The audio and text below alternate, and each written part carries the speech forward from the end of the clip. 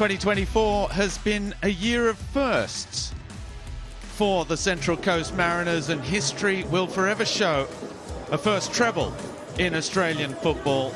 Back-to-back championships secured in front of their biggest ever crowd. And this afternoon at Industry Group Stadium on Darkinjung land, a first ever meeting with Auckland FC. Well, Auckland are one of the pretenders to the Mariners' crown. They set a record 6 consecutive wins to start the season, including 5 clean sheets, but then a draw away to Melbourne City and a 4-0 loss to Western United last time out means that they need to turn things around. Coach Steve Corica facing the first question marks of his reign of the Black Knights.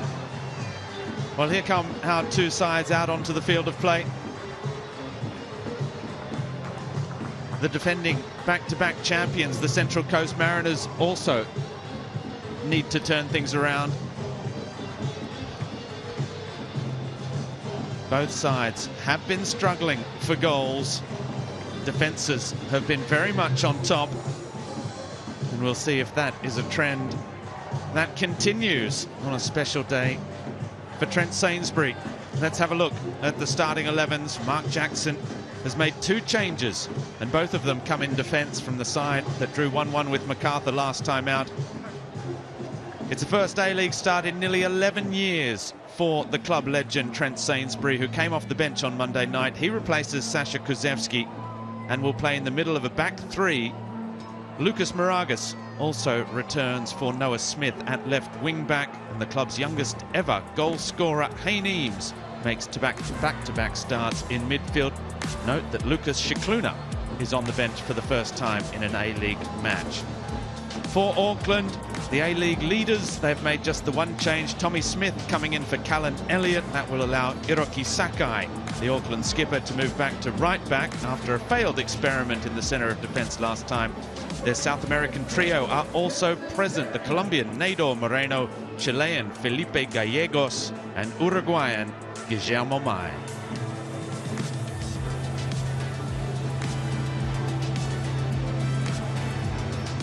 Well, it is a very warm and humid 25 degrees, 65% humidity. There is Mark Jackson, the 46-year-old former Leeds central defender in the English Premier League, and of course the man that took the Mariners to the treble last year. Up against Steve Corica, one of the most lauded coaches in the A-League game from his time with Sydney FC, and having left there at the start of last season, replaced by Ufuk Talay, 6 months out of the game before taking the reins for the inaugural season of Auckland FC. Sean Evans, match number 177 for him, takes charge of the first ever Central Coast Mariners versus Auckland FC. And while it is the first competitive meeting between these two sides, they did meet in pre-season. It finished 2-2 here in Gosford. Docker and DePizio, the scorers for the Mariners, Rogerson and Gillian for Auckland.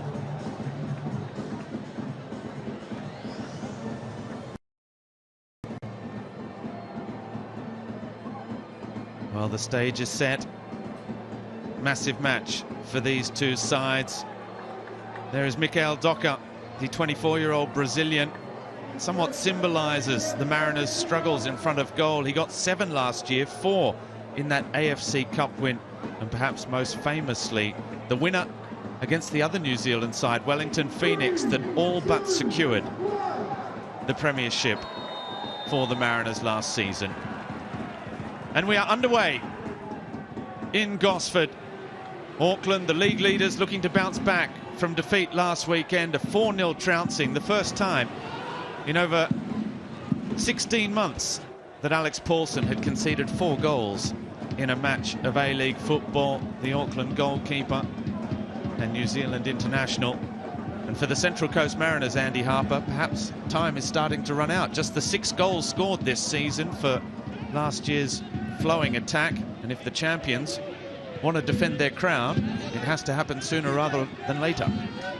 Yeah, good afternoon, Robbie. They're not going to want to leave it too much longer before they start getting themselves into some sort of championship defence form. But there have been signs for the Mariners, and it's a matter of maybe just bagging a couple of goals and getting the confidence going to build the consistency. Big away game this for Auckland. Last week's loss, I think probably heavier on the scoreboard than their performance actually showed, but nevertheless conceding 4 at home without scoring is a big blow, and that's including the observation that Western United were very, very good last week. Came on the back escape act against Melbourne City, care of the Patrick Beach error in the City goal, so it quite conceivably could have been consecutive losses for Auckland coming into today's game. It's going to be the man that got that free kick goal against Melbourne City, Moreno, who whips that corner in. It lands on the roof of the net. And a chance for Dylan Parej-Cullen to get us moving again. Trent Sainsbury is there as well. You can see Auckland set out ready for the high press. They are a side very much in the mould of that great Sydney FC side under Steve Corica, one that's not afraid to try and bully their opponents off the football pitch. Mai with a good header down. Gillian takes over. Sainsbury with just a moment's hesitation.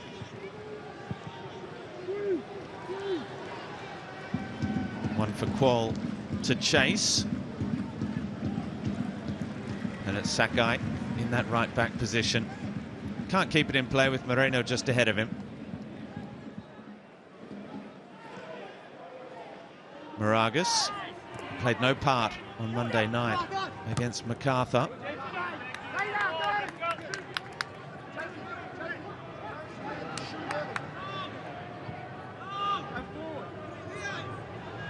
One of the big absentees for Auckland at the moment is Dan Hall with that broken bone in his ankle, which is going to keep him out for another couple of months yet.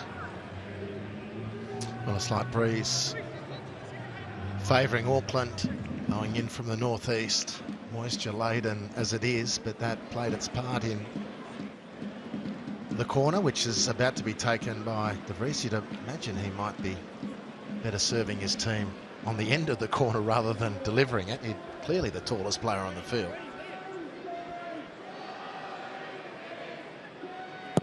The left footer delivers near post. It's cleared by Alfie McCalmont. Alex Paulson cleaning up just inside his own half. Despite the 4 goals he'd conceded last weekend, he still sits second, just behind Jack Duncan. It's a good ball over the top for Mai. Waited just long enough for Harrison Steele to get back and help out his defence.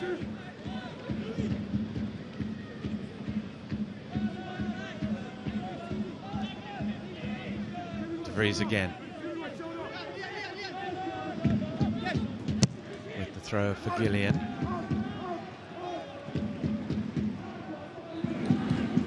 Cleared long. The touch for Tommy Smith, who did score in his 8 appearances last season with MacArthur. His return to the A-League, his debut in the A-League after leaving New Zealand back in 2007 to play for Ipswich Town, where he played for over a decade.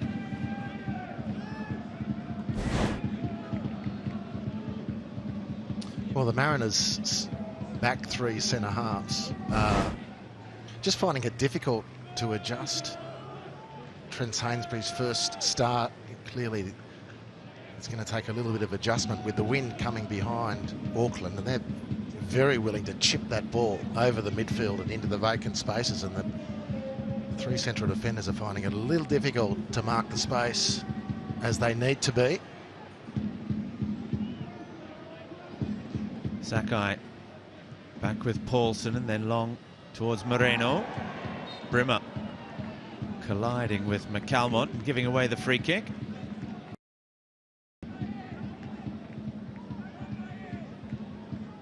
McCalmont and Steele, the two sixes, if you like. Eames and Docker, the two tens. The corridors open on the left for Moragas and on the right for Stormroo, with Alu Kuol. That busy, pressing, attacking role. Here is Moragas again. Oh, he's got the better of Moreno, now taking on Sakai. He's won the corner, first up this end for the home side. We dug out that chance to deliver the ball, Lucas Moragas. Perseverance there. Auckland might have thought that through Moreno they were away, but Moragas was having none of it. Sakai blocking the attempted centre.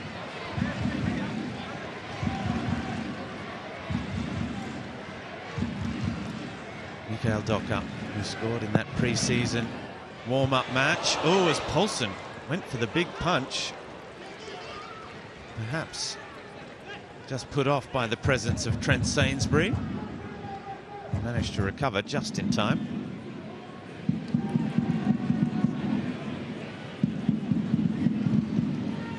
Pineacre with Smith. Sakai now.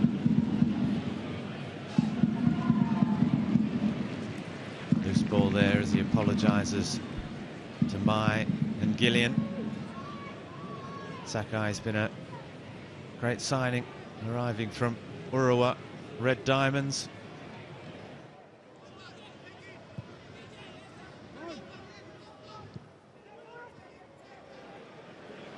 An illustrious career in Europe, the long-serving Japan international.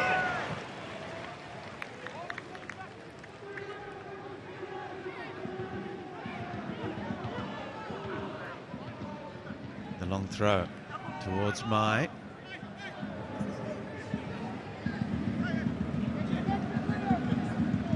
Eames. Dispossessed by Sakai, back with Smith.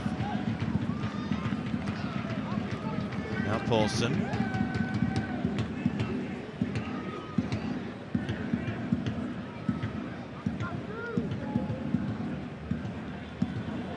Mai just letting that one run. And brought a couple of attempted challenges as well now. Parage Cullen. Coolly done. With Kaltak, he's under pressure from Liam Gillian. And they've won it back high up the pitch. Chance to break forward now. The cross towards Mai, cleared. Gillian's there again. Brimmer for De Vries. Hasn't managed to keep that in play. It's out for a goal kick. That's a pity for Auckland. It's a good situation. Liam Gillian have to be making a claim, Robbie, as we go early, to being the find of the season. Liam Gillian, no surprise probably to the Auckland fans and New Zealand football in general, but certainly to the broader Australian audience through the A-League. He has been terrific, the left winger, as he's playing today for Auckland, and he set that one up nicely. A couple of little touches, including the press on Brian Kaltak.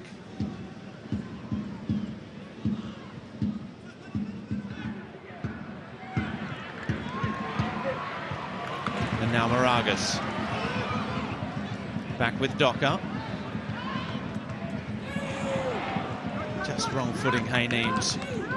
Sakai is there again. He's been a bit of a magnet for the ball at the moment for Strata, who's been another important element in the side this season. He's missed just the one match through injury. Belgian number 6. He's dispossessed there though. Docker and Steele. Referee Sean Evans sees nothing wrong as they recover possession.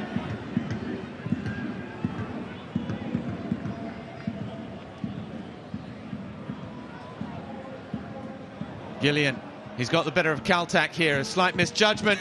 Shot at the near post, and I think Parage Cullen turned that behind, it may well have been goal bound. Well, good break again. Playing that ball into this part of the field. The Mariners just not dealing with it.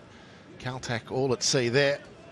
And Trent Sainsbury just holding that position, forcing Gillian to go for the near post, where the former Socceroo would have been assuming that Dylan Perach-Cullen had the near post covered, which he did. Another good chance for Auckland. Glancing header at the near post. De Vries will get there. Here's Gillian again. The cross in from the new all-white. He's got 2 caps to his name. Liam Gillian. Ball in behind De Vries. It was misjudged by Eames. And it's the opening goal for Auckland. And it's their captain, Hiroki Sakai, who gets his first goal after often being at the origin of so many goals for Auckland. This time he will have his name on the score sheet. 12 minutes on the clock. And for the 7th time this season, the league leaders have opened the scoring. Well, on the Harvey Norman replay, you can see it's a very good finish. Hayneem's just getting beaten in the flight. It's really a delightful delivery. Great touch on this goal-scoring pass from De Vries. That is just beautiful. And Sakai leaps beautifully. Unmarked as he was, the Mariners' defence unable to readjust. It's been a problem to start the game for them. Auckland have come out of the blocks really impressively. And Hiroki Sakai, unhappy game last week, but he's back on top of the world here.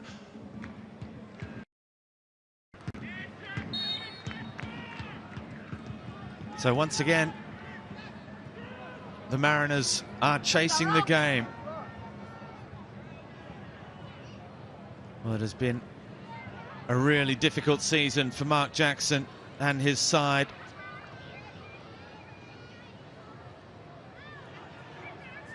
Already eliminated from the Asian Champions League elite competition with still 2 matches left to play in February. Sitting outside the top 6.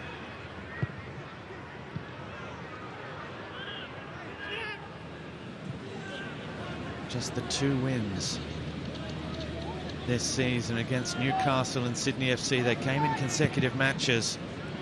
Here's Moragas, getting the right side of Moreno, drawing the free kick.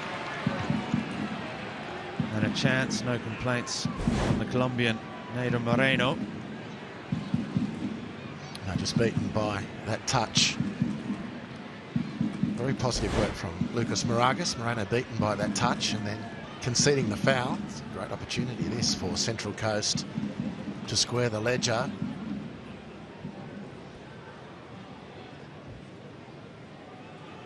Well, every time they've opened the scoring so far this season, Auckland, they've gone on to record the victory. Sainsbury is in the middle. He's really the only yellow shirt holding the line at the moment. Paul, Qual and Caltac looking to make runs. Docker. Oh, it's a really clever ball. The shot deflected and it's in. Alfie McCalmont responds with his first goal in the A-League. And the Mariners were behind on the scoreboard for just 2 minutes. We're all square in Gosford.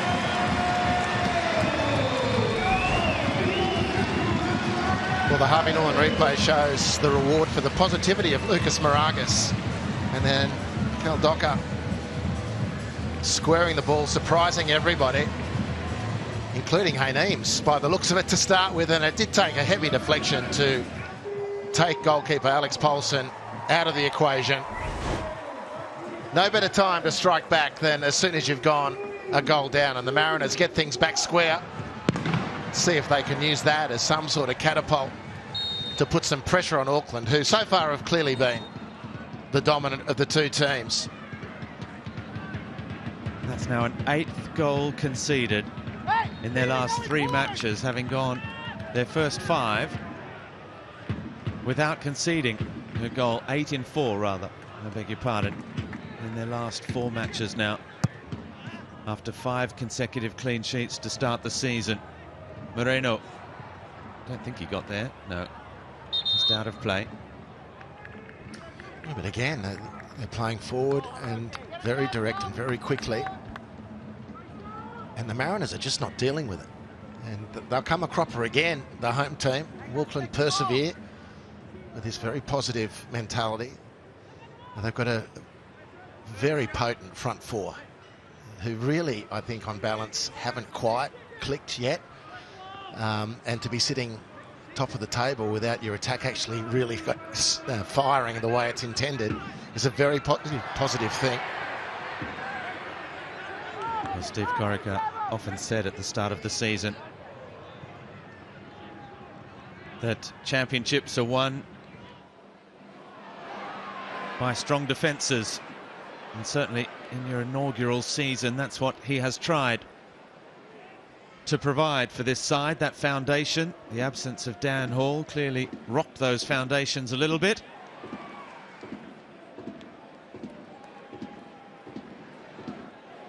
And now it is in attack where they are trying to make the difference. It's in attack that has proved elusive for the Central Coast Mariners as well this season. Foul by Storm Roux on Brimmer.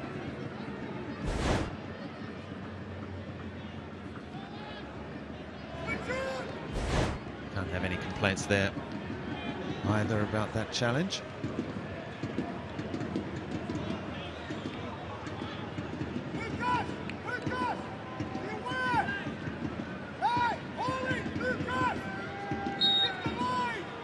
That's Mark Jackson. You can hear screaming instructions for the defensive shape, and it's an attacking header, I think. Goal kick to follow. He's screaming at Lucas Moragas. He's been asked a lot of questions this season as well, Mark Jackson, as he looks to slowly work his way through new look squad. Did it last year, didn't panic, lost those first four matches of the season as defending champions, but this run is going a little bit longer.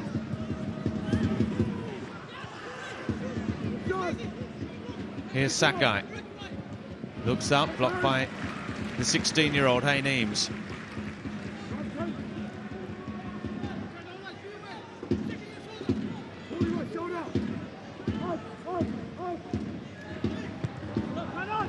Smith. Gallegos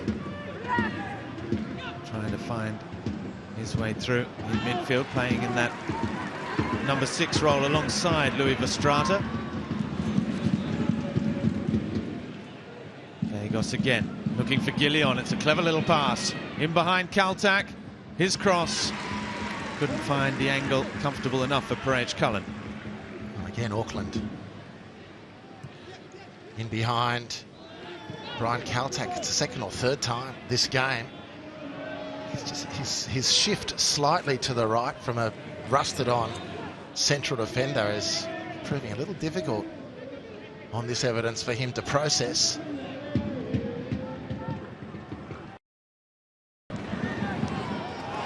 Great stretch and control from Moragas against Sakai. Sakai wants the offside flag, doesn't get it. The Mariners have another corner. Central Coast's most productive outlet so far is Lucas Moragas. Won the free kick, has won a couple of corners, including this one.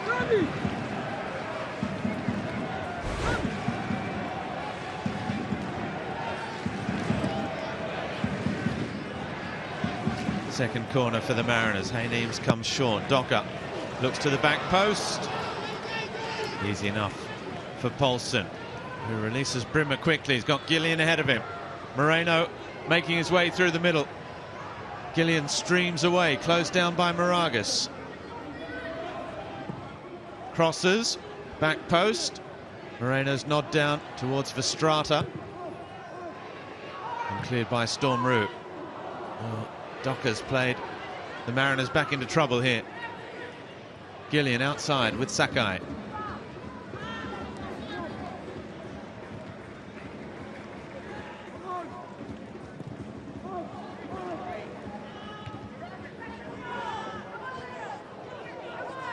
Wayne Eames brings the ball down.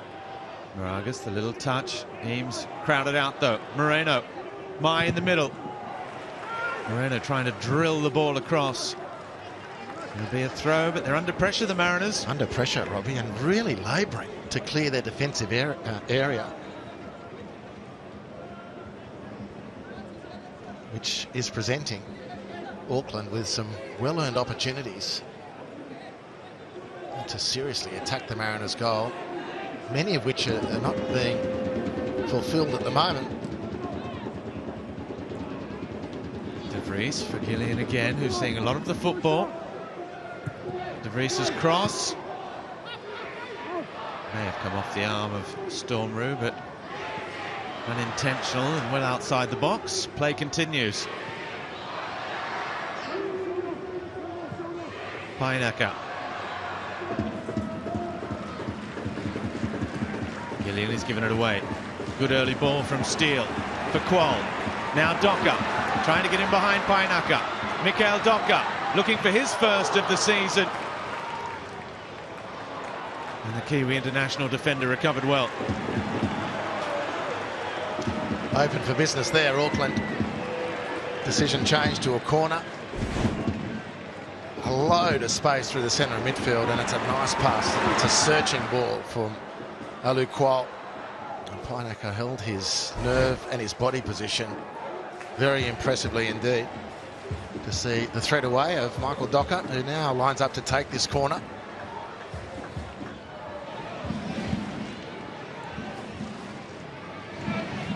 This time it'll be an outswinger with the right boot. Plenty of holding on. It was Sainsbury who went to ground. Moragas intercepting that attempted quick break. And Kaltak gives it away this time. Gallegos with the big switch of play towards Moreno. Brimmer with Verstrata, and now Sakai again.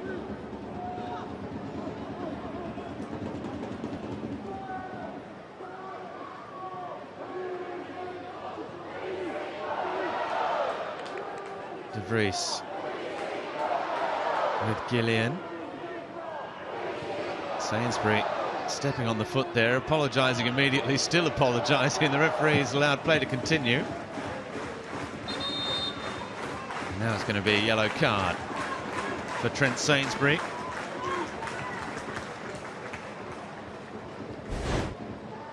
We might head down to Tristan McManus, who's on the sidelines for us. Tristan, a couple of early goals. What has that done for your heat stroke down there on the sideline?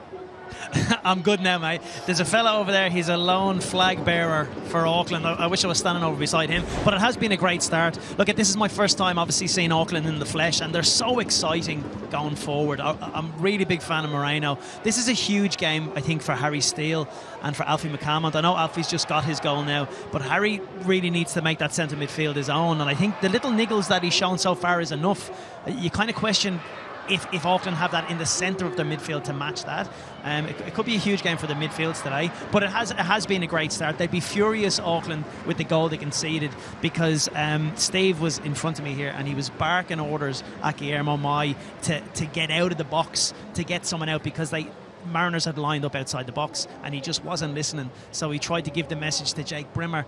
He didn't hear it either, and then the goal came from there, and they almost got done again a little bit later. But I don't know if it's a communication thing right now with the new players, maybe some of the foreign boys coming in as well, but they're definitely not happy with the defence, considering that was the major improvement that they needed from the last time out. The fans here, though, last time at home they lost 4-0 too, so Mariners still need a bit of work to get their fans back inside, I reckon. Yeah, it was a set piece goal. Frustrating one to concede with such a big deflection as well. Now, the replay didn't look great for Trent Sainsbury. It was contact high up on the ankle, the Achilles of Gillian, who I'm pleased to say is back on his feet. Sainsbury was clearly a little bit concerned. It's just a second set-piece goal that Auckland have conceded this season after the penalty from Riku Danzaki last week. Mind you, they haven't conceded that many goals yet. That was just their 8th. They're the second best defence in the land behind Melbourne Victory.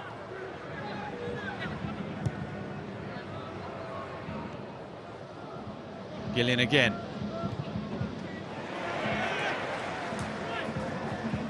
Kaltak with McCalmont. It's McCalmont's turn to give the ball away. Kaltak just saying, sometimes you've got to look long.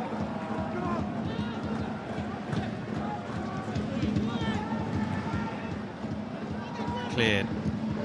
Sakai looking to drive the ball searchingly back in for a teammate, couldn't find one. Well, they've been pretty hesitant to shoot from outside the box, Auckland, so far. Consecutive efforts there. Hiroki Sakai, having scored one, thought, well, I'll pass the ball with serious intent, which might turn into a deflected shot, but then when it bounced out, Estrada decided to try and volley home. Deflection goes for the corner. One thing Auckland might change is just a little bit more of a willingness to shoot from outside the penalty area. I think a couple of players have had some good space to do just that. De Vries's ball near post, thumping defensive header from Alu Kual.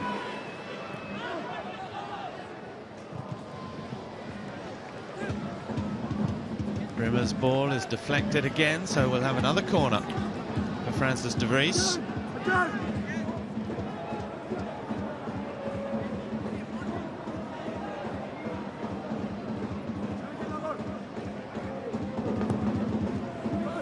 In it comes Brage Cullen with a punch that found Docker in the end. Now McCalmont looks again for Docker, can't find him. Gallegos with Brimmer. Mishit switch of play. Gillian was in space. Docker. Foul by Brimmer. Not according to the former Johnny Warren medalist. Perth Glory and Melbourne Victory midfielder.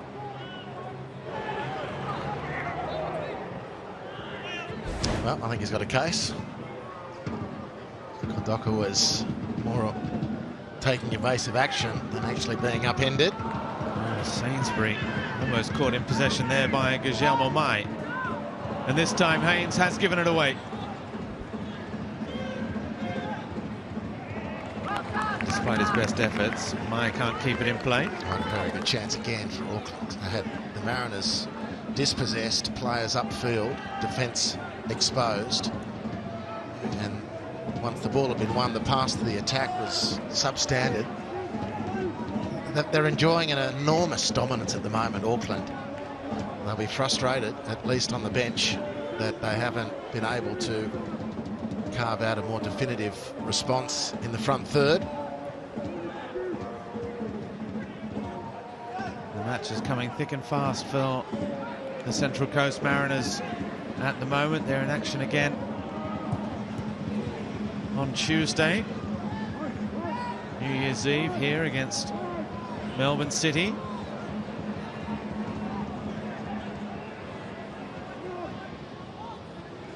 Auckland on Wednesday against Melbourne Victory back in New Zealand on New Year's Day.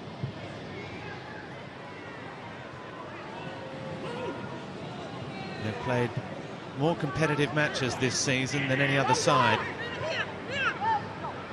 along with Sydney FC.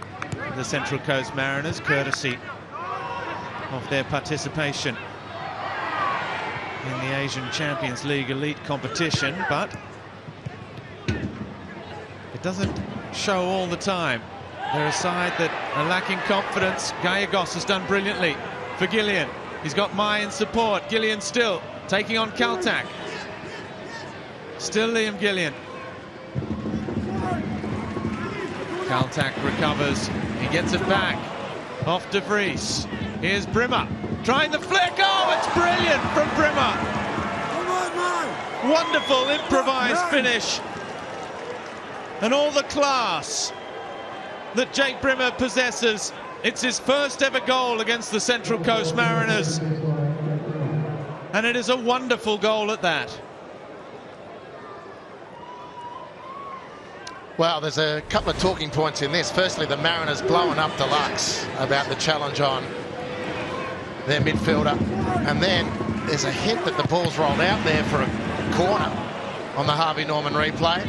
And thereafter, with the controversy and discussion put to bed, sit back and enjoy, as you called it, Robbie, the crystallisation of an enormous football talent in one singular moment.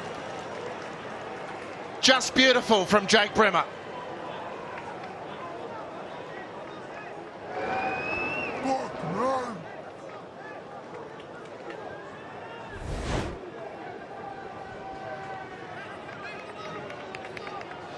Brilliant from Brimmer after his 2 goals in the derby against Wellington Phoenix.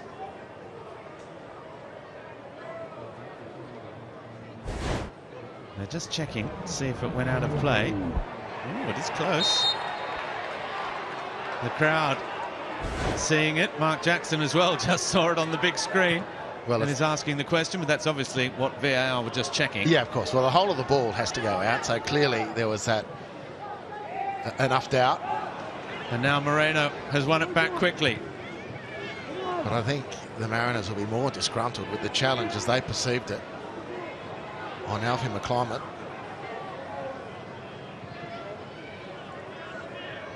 But it's at least what Auckland deserves so far. Now, can they be good enough to hold on to it, if not increase it? The Mariners have been there for the taking in this first half.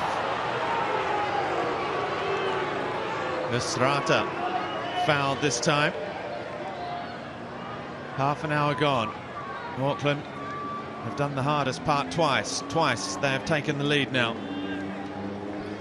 And 2 great goals. That is Jake Brimmer to a T. Doesn't he have the most beautiful touches when the time comes? This is a beautiful piece of work from Jake Brimmer to give Auckland the 2nd goal on the back of a very good goal from Hiroki Sakai to open the scoring here this afternoon.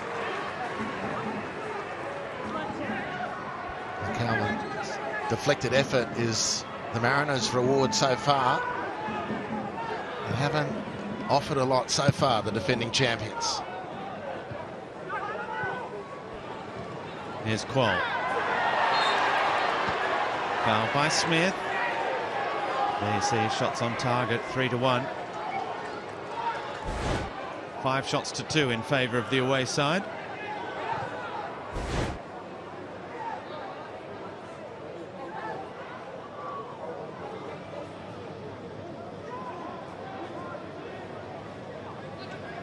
One shot, 1 goal from 2 shots. Oh, is that glancing header from Sakai will play in Moragas here. He looks up, crosses, it's a good ball, Paulson. There was heavy collision there.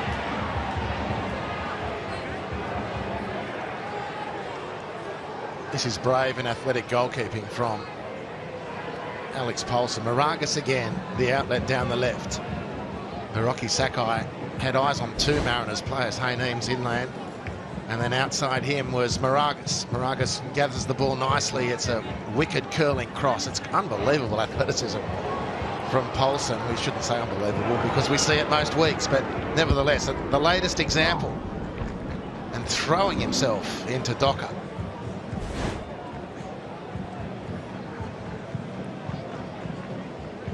They will just check the goalkeeper.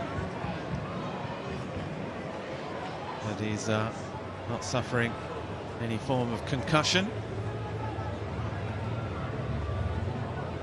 Goalkeeper, the only position that doesn't have to leave the field of play. Oh, as you can see it there, it was heavy contact with Docker. He did well, he got the decisive touch that he needed as well.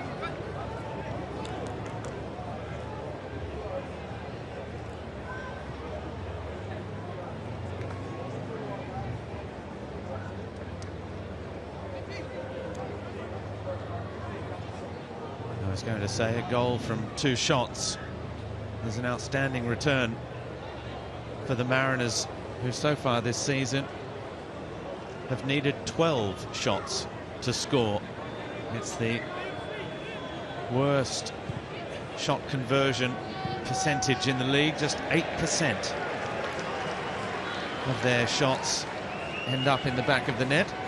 Mind you, Auckland's is not a whole lot better. They're just over 13%, so a little less than 1 shot in 8 for them.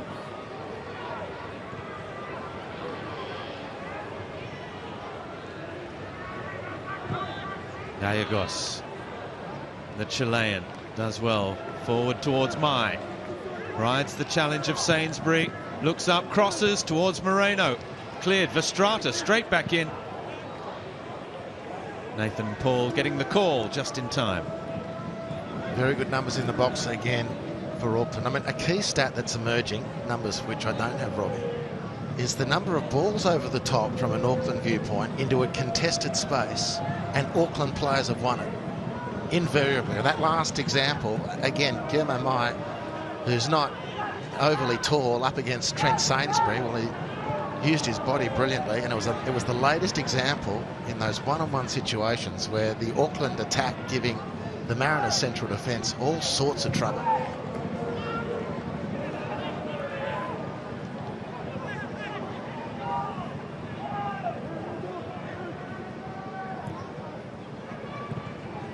That high pressing game, the Mariners managed to break through this time.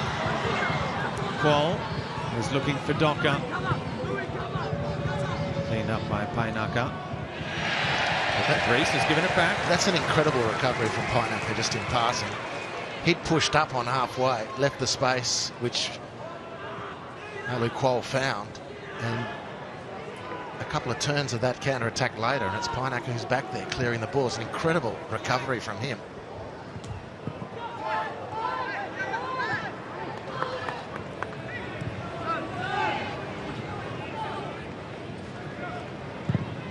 Moment. Auckland more than double the passes in the opposition half, and more than 3 times passes into the final third than the Central Coast Mariners. De Vries's ball in. Oh, it's going to be a third. It's a great ball in from De Vries, but Pereich Cullen should have done better. I'm not sure if it was Brimmer that got the touch or if it was Guillermo Mai who bundled the ball over the line. It changes little. It's Auckland 3, Mariners 1, with 6 minutes to go in the first half. Harvey Norman replay again shows good numbers in the box for Auckland. It shows just a calamitous piece of defending at the near post. As the ball flies in, Nathan Paul gets in the way of the keeper, and it's the easiest. Well, it's probably over the line before Guillermo Mai got to it. He'll likely claim it. Why not? They're all at sea, the Mariners. Whereas the visitors today, Auckland, are back flying high. The goal will be a third of the season for Guillermo Mai. The Auckland flag is flying at Industry Group Stadium. And the 3 at the back is not working for the moment for the Central Coast Mariners. We saw it work to good effect against Adelaide earlier on this season. They switched again to it. 3 at the back against MacArthur on Monday night. Certainly stemming the tide after that 4-0 home defeat that Tristan mentioned earlier against Adelaide here the last time they were in Industry Group Stadium. Eames has done well with Qual. He's fouled. This is an opportunity now for the Mariners. It came after a little moment for Haynes, which to me is his forte, having watched him for a number of years now. It was always, it's a very intuitive, creative, attacking player. And those moments there are where he's at his best. So far, most of the possession he's had to fight for today or receive has been with defenders very tightly marking him around halfway, but he showed what he can do then just to unlock the Auckland midfield and now present this chance, which would certainly frighten the Black Knights, who've been doing so well. 3-1 is more reflective of the half, but they got to see this one away. Docker puts on a good one here, and it's game back on. He's got 2 goals so far this season, Mikael Docker, both in the Asian Champions League against Shandong and Shanghai, both in losing causes. Still looking for his first of the campaign in the A-League. No better time than the present. It is Docker. It's not far away either. Paulson flying away to his right, but it's over the crossbar. Oh, near, but not quite good enough. That would have been a heart starter for the Mariners. He's very capable from this range. And despite Alex Paulson's aerobatics again, the goal never seriously challenged by that free kick.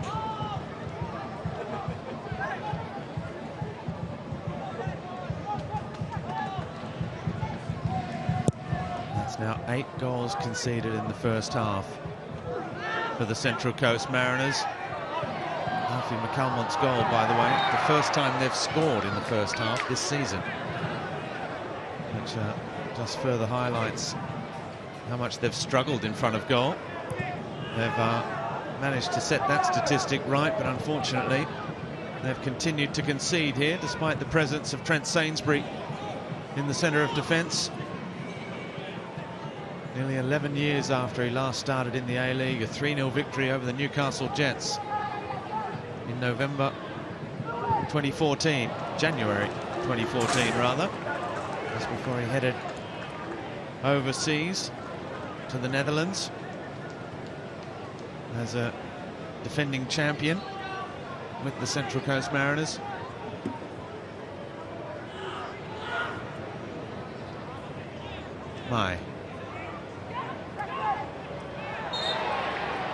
Still Maru, fouled by Brimmer. Well, they need to get a regular on Central Coast for a whole pile of reasons, but in what is supposed to be a season of cheer, defending a title, and now in this holiday period, they're about to conclude their 3rd consecutive half of home football and leaked 7 goals in the process. Not what the Coasties fans have become used to in the last couple of years. Moreno with the lunging interception. It fell to Sakai. De Vries.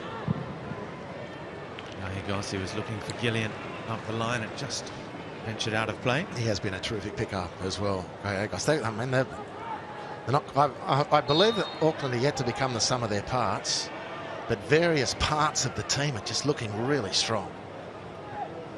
And Gallegos is a key part of that. He's been very impressive. He and Estrada in midfield, I think, excellent. How strong the back 4 have been, of course, has been spoken about at length.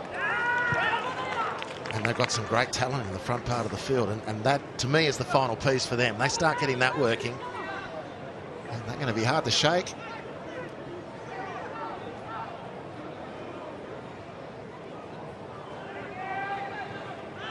Steve Corica, who was working with Terry McFlynn to build this squad. They let Joey Champness go this week. Contract terminated by mutual consent. Aziz looking to release Moragas.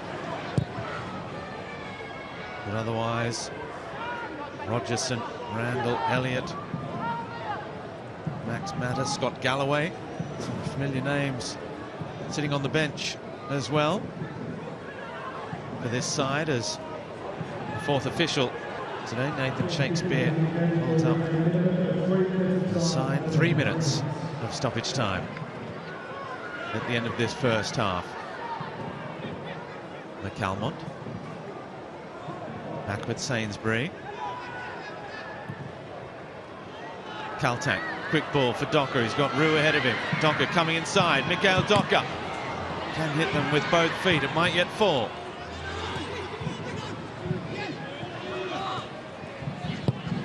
De Vries clears.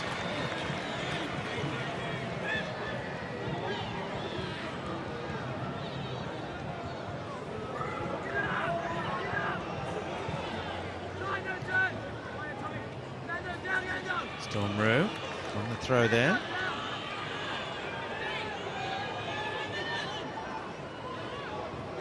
Kaltak, he didn't want to take the throw just a moment ago. This time he's happy to oblige. Flag stays down. Early cross. Alu Kuol just couldn't get on the end of that early ball from Stormrow, but the flag is up for offside. The referee's assistant on that far side, Madi Alum.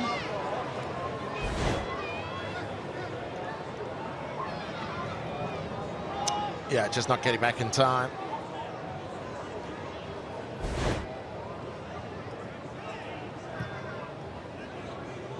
Was Docker.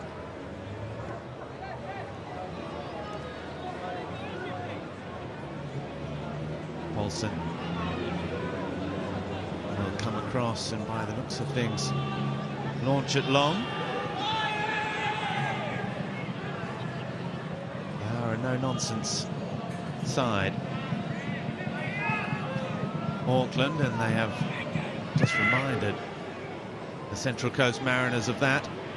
They're not the type of side with their ruthless efficiency that you want to come across if things aren't quite working for you, and they're not quite working at the moment for the Central Coast Mariners.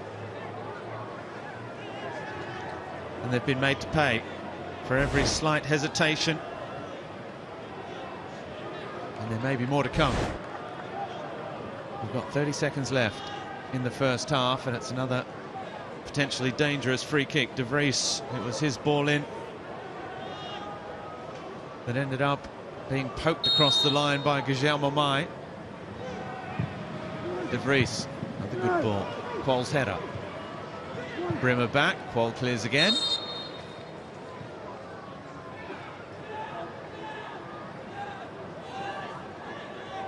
Not sure what the referee spotted in the end there. There was no flag on the near side by Matthew McCoriol, the assistant on this near side, so a bit of holding on it must have been in the box. It matters little. Half-time at Industry Group Stadium. The big question was, would Auckland, the league leaders, be able to bounce back after their home trouncing a week ago at the hands of Western United? And the answer has been a very emphatic yes. They opened the scoring in the 12th minute through their captain, Hiroki Sakai. Alfie McCalmont equalised less than 3 minutes later, but two more goals on the half hour. An exquisite finish from Jake Brimmer, and then a mix-up at the back, which Guillermo Mai took full advantage of, means that at half-time in Gosford, it's Auckland FC 3, Central Coast Mariners 1.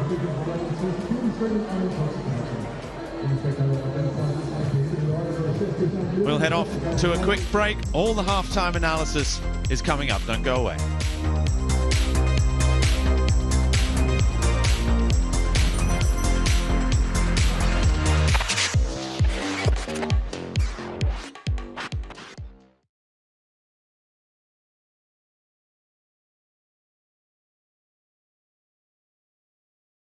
All right, order now. We go together.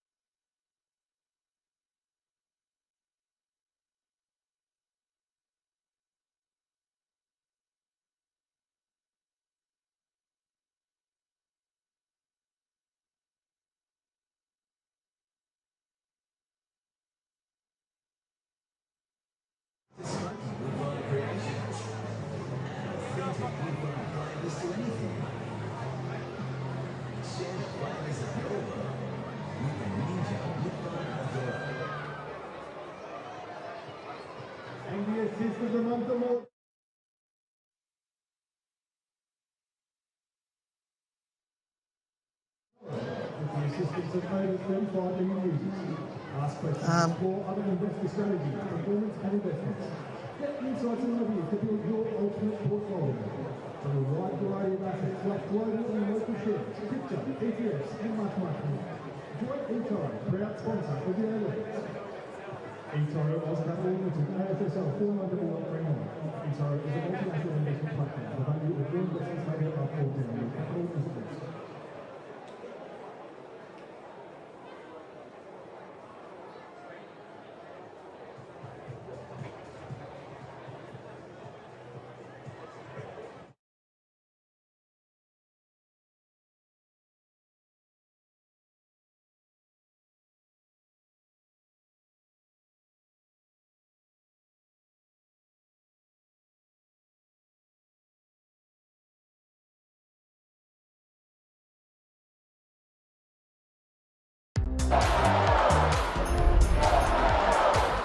Welcome back to your Saturday afternoon of football live from the sunny coast. It does feel like Auckland are back, baby. Not too sure about this moment here. Liam Gillian v Trent Sainsbury. Trent Sainsbury starting for the first time this season. For the first time in a decade, he got shown yellow. Could it have been a red? Welcome back to the Hungry Jacks halftime show. And a very warm welcome back to Alex Brosk and Archie T. Oh, there you are. Sorry, you were camouflaged into the... Even see you. What have you made of the first half so far? Auckland are pretty good, but Mariners been able to breach their defence. Look, they did, and look, it came from an own goal, so I don't think Corica will be too upset with what he's seen. I mean, his side has well and truly bounced back. They've been quite solid defensively. There have been a few times, especially down Moragas' side, who's been exciting and created a few opportunities, but otherwise, I mean, this is a very well-worked goal. Great ball out from Brimmer. De Vries does very well, keeps his composure, and Sakai from there was never going to miss. A great, powerful header and got them off to a good start, Arch, but then the Mariners did get themselves back into it. Yeah, well, this was a set play that they obviously worked on at the training ground. That was a lovely ball across, and he hit it well, and I guess when you hit a ball into a crowded area, sometimes it's going to take a deflection, and it obviously favoured Central Coast Mariners, and then we thought, OK, Central Coast back into it, but I thought that Auckland looked really strong, especially after that Western United performance last week. And this ball across, I mean, there's been a lot of great deliveries from both sides for Auckland, but that's always so difficult. Whipped in so hard, especially when you've got plays in front of you to really see where the ball is from a goalkeeper's point of view. But I think that was heading in, and this crossing. What an amazing finish. Brilliant. And we know how good Bremer is, and this was just a great piece of improvisation there, just trying to look for the far post. The ball bobbled on him. His touch wasn't great, but he made something great out of it. And yeah, Brimmer's been fantastic. Even the second goal there, the run that he makes, if he doesn't make that run and puts pressure on the goalkeeper, that doesn't happen. So he's been great. Auckland in general going forward have looked really strong. And you can see there's a host of Auckland FC players there that make up the Paramount Plus player index with Hiroki Sakai. He's just so influential, isn't he? It's not just this game against the Central Coast Mariners where you can see it really coming together, but across the season, Archie. Sakai, pre-season, we're talking about him he could potentially have been one of the signings of Auckland FC or the league overall. Yeah, it was incredible. And you look where he is position now, out in that wing, where he can get up and down. If he's playing central, you never know if he's going to be in that box to score that header. I just think he adds something a little bit different. He's not stifled in the middle of the park. He's out wide where he's open. He can see a lot what's going on. And those deliveries, I mean, I wish I was back playing again because he just seems to put it on a dime. It is looking pretty good for Auckland FC. The Mariners have a mountain to climb. Don't forget, though, Football Tonight, presented by Ninja, is heading your way as we lead into a huge Big Blue. A teammate of Archie Thompson's. He played in a couple of Big Blues himself. He won a championship with Melbourne Big Blues. He hasn't lost it. He hasn't lost it. Fahid Ben Kafala is in the house and he'll be joining us on the couch as well. That was the Hungry Jacks halftime show. A big second half heading your way, and don't forget, the player of the season is back.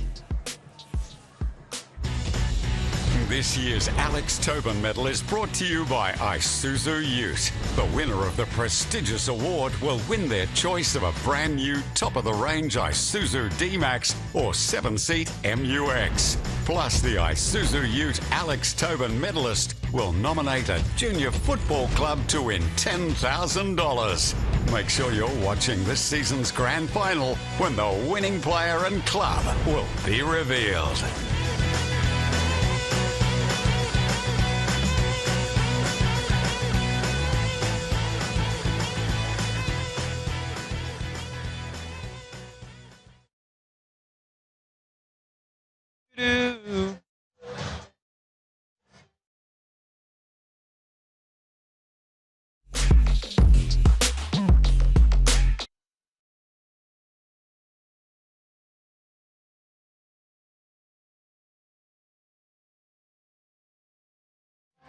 Yep.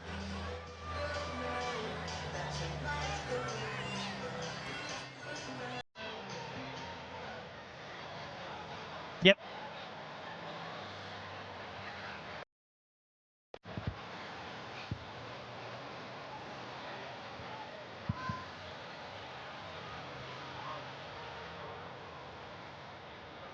Da-da-da.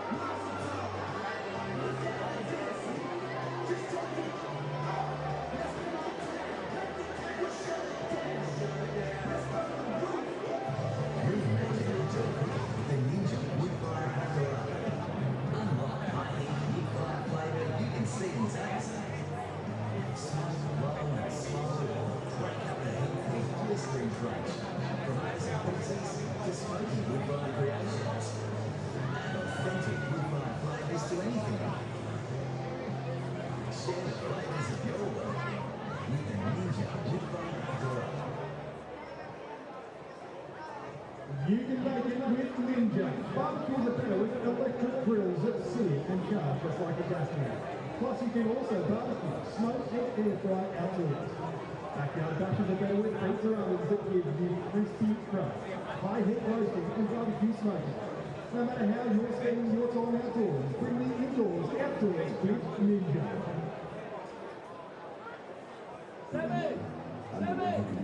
Different investors all at once. With eToro, I can be Grace, a blue-tech investor. Or Max, a joint local stock specialist. I can be Young, a passive dividend hunter. Hey, I can be David. It's David. With eToro, you can be inspired by investors what wrong. Their knowledge, their strategies, all out there for the taking. Be the investor you want to be. eToro.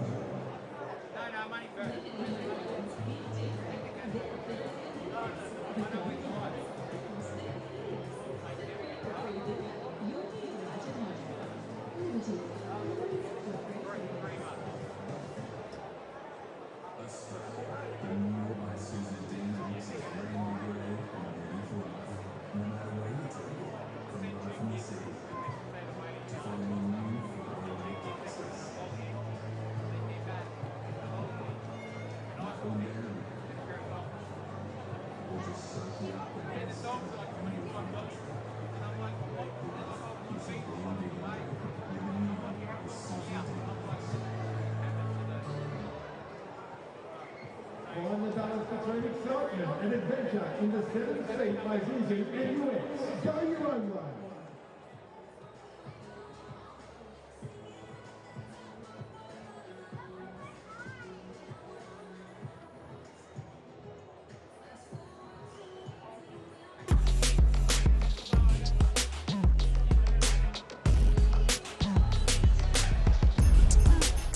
Hello there and welcome back to Gosford. Christmas is a time of giving. The current league leaders are giving the title holders. They're giving them something today, Harps. What do you make of it so far? Well, the Mariners generally have been very disappointing. Their home fans are waiting for the spark. There's no spark. The major talking point for me is the back three. Now, I've never seen Brian Caltech look so unsure of himself. Now, it might be too early to make a comment like this, trying to explain the performance of a guy who has just been incredible for 3 years.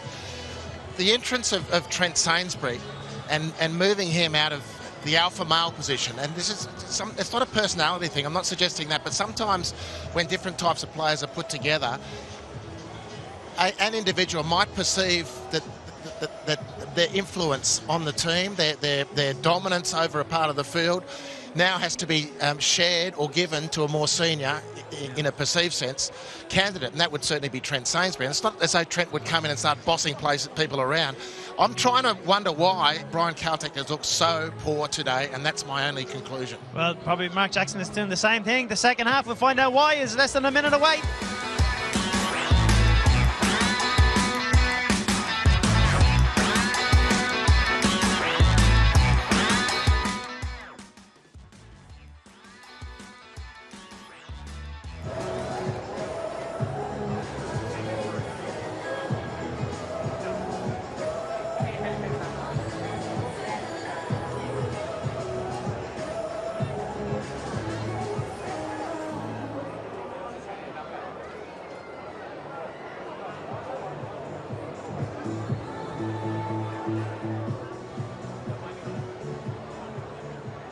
Substitutions for your Central Coast Mariners. Leaving the field, number 4, Trent Sainsbury, and number 36, Haynes. They're being replaced by number 17, Savage York. And number 37, Bailey Bradman.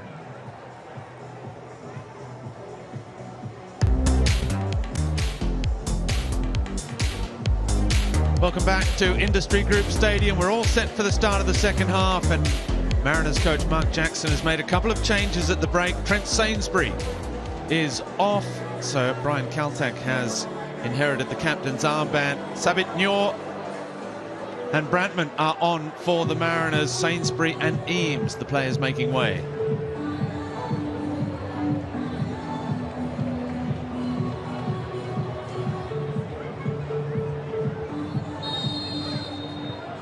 The Central Coast Mariners are chasing the game. It has been a very impressive first stanza from the league leaders.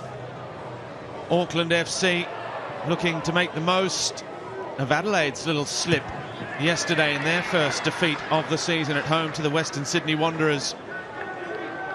If they can hold on to this lead, Auckland FC will move provisionally 4 points clear at the top of the standings, ahead of the Big Blue coming up after this one from the Sydney Football Stadium, Allianz Stadium in Sydney. Sydney FC versus Melbourne Victory. Confirmation of those substitutions. So Sainsbury's return, as Andy Harper just mentioned in the halftime show, not the most convincing, as Docker cuts inside. Docker, well defended by Painaka.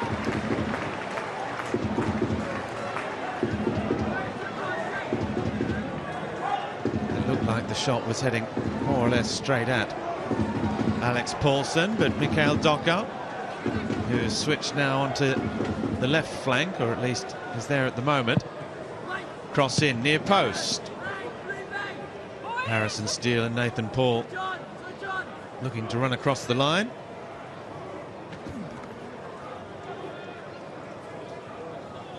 Docker again. Again, it's in towards that near post. Paulson was scrambling, and he managed to paddle it away. Third corner in quick succession for the Mariners at the start of this second half. Docker again. Again, it's a good ball. It's there. Nyor. Can he find the shot? Bailey Bradman, as the two substitutes combine. Probably wishing Sabit Nyor had taken that initial effort, because his failed to trouble Alex Paulson.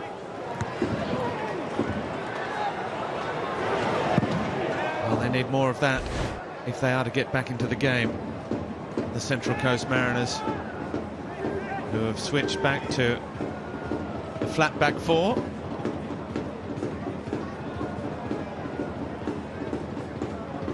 There Moragas at left back, Stormrow at right back, Paul and Kaltak in the middle.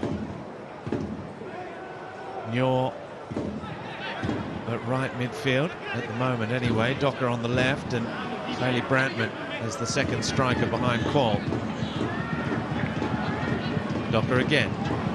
No way past Sakai.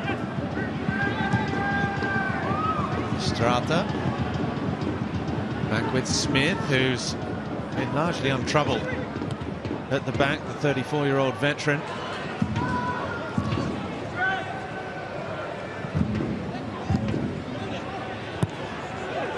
The Mariners look to get it clean. 56 international caps, Tommy Smith, for the All Whites. Now, they've got 2-on-1 against Sakai here. Moragas coming up on the left-hand side. Docker for Moragas. Sakai does well again. Went to ground, was so quickly back to his feet. Verstrata ensures that Docker doesn't get it.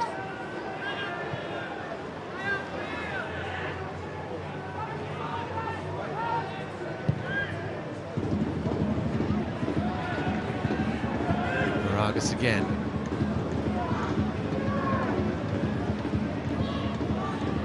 Docker. Stormrow wants it. Bypasses McCalmont. For Roux. Now Nyor. Brantman. Well, Andy Harper, it's been a much better start to the second half than we saw from the Mariners in the first. Yeah, personnel shift, bit of energy. The structural shift is important as well. And the Mariners, without the breeze behind their back this time to start the game. Auckland had a more than gentle nor'easter blowing at their back. Fourth corner of this second half for Docker. Then it's into a good area. Brantman's touch with Nyor.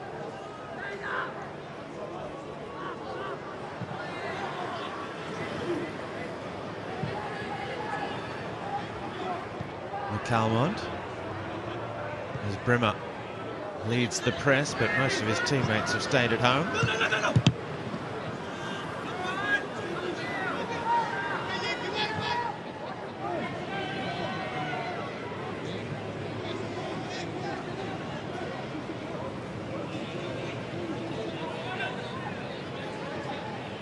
Paul with Kaltak.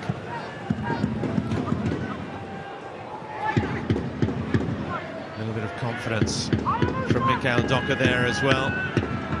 Nice first touch, Stormrow.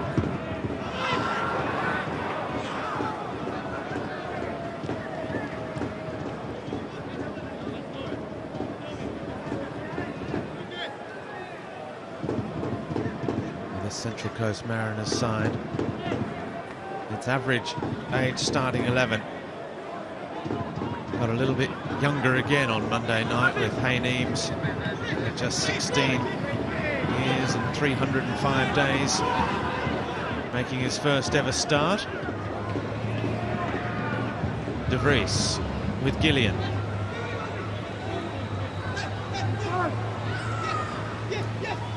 De Vries still, the overlapping run from Gallegos. Here's Verstrata. Big, strong presence in the middle of the park. De Vries, it's a good ball. Rimmer may have lost it in the sun. It was just a little too high.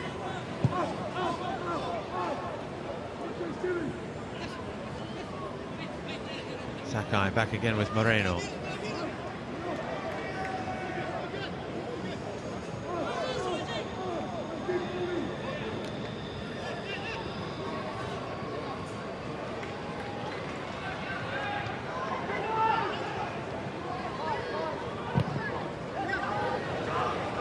Brantman twists away from trouble, but Gallegos such a terrier to win it back. Given away by Verstrata.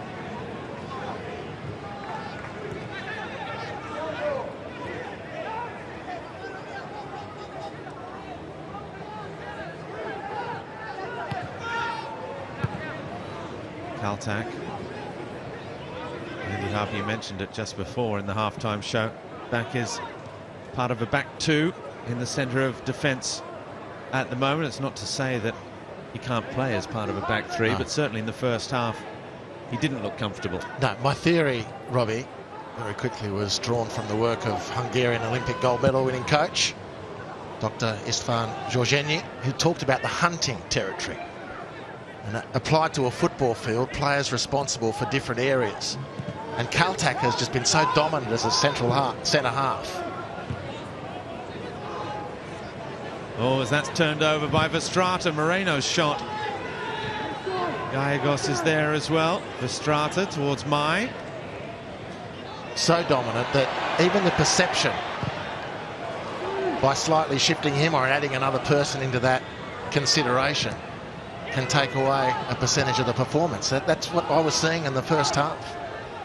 And it's not a personal thing between people, but it's a really fascinating concept. I think it totally applied to that first half for the Mariners. Let's see if as a theory it can hold water with some sort of resurgence in the second half, led by a more resolute defence from the Central Coast. Here's Sakai on the right. And certainly it was anything but the casual opening 45 minutes that Steve Corica was ruining last weekend. It was right from kickoff. A determined Auckland this afternoon. Just keeping your eye on Jake Brimmer down there, scorer of that beautiful third goal. He's pulled up a bit lame after that face-to-face with Brian Kaltak, which Kaltak won easily. Difficult conditions for the players, reasonably high humidity, and still very, very strong sunlight. All takes its toll. Brandman for Docker again. If they can get the next goal, the Central Coast Mariners. Lovely touch from Docker. This might just be the moment that they can get their season on track. Moragas' final ball was lacking. He had two to aim for in the middle in Kuala Nyor. The free kick goes Auckland's way for the foul on Sakai. Well, he's been their best today, Lucas Moragas. And having been put through here, I thought he might have delivered something more telling as Auckland play out. It's Moragas who concedes the foul on Hiroki Sakai. In a so far beaten team who's done well, and a moment there to put on a chance for the second goal to which you'd referred, Robbie, which would really set up something here on the Brisbane waters.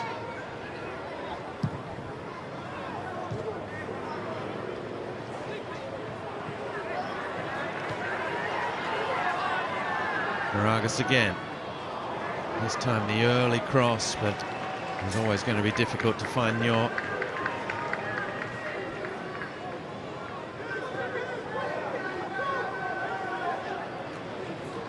They have come from behind to win once this season. It was their first win of the campaign in the F3 derby against the Jets in Unite Rounders. That's beautifully done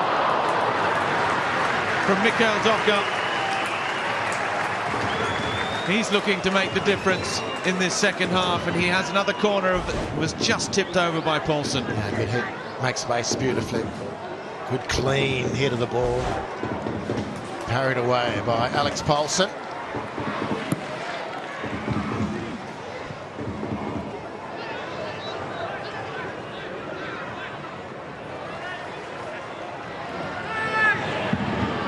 Moreno. Oh, how about that from Docker? Brilliant. To get rid of Gallegos. Now the run of Qual. The cutback. Oh, it was just about perfect from the Mariners. And running blind, Alu Kual. He just has to hit the ball with intent, which he did well, and hope there's a midfielder following through. There wasn't in that case, but Docker's finding some football. The Mariners look way more stable, setting a good foundation. It's they who are controlling the football match at the moment, and this is a bit like last week. They had to chase the game against MacArthur. Had a very good second half to earn the draw. A bit more work to do here today at home to earn a draw, if not take all the points. They've made a good start to this second half, Central Coast. Paul with Moragas. Docker ahead of him. He claims he was fouled by Mastrava, and referee Sean Evans has a long look at it and then agrees.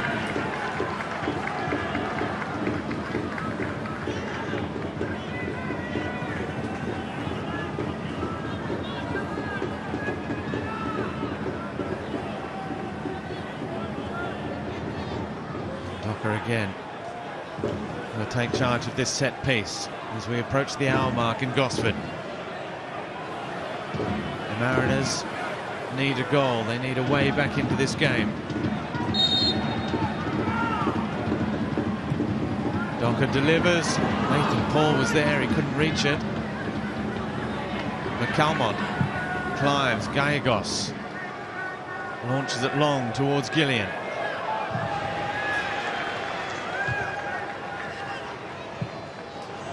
Sakai defends well because he didn't know what was behind him. Two big defensive headers from Hiroki Sakai, firstly clearing around his own penalty area and then around about halfway to enable Auckland to take a breather of sorts, but the Mariners come again. It's great pressure from the home team. Savitnor away past Gallegos. Gillian always fouled by McCalmont. With very quick feet. The new Kiwi international Liam Gillian. He's a terrific player.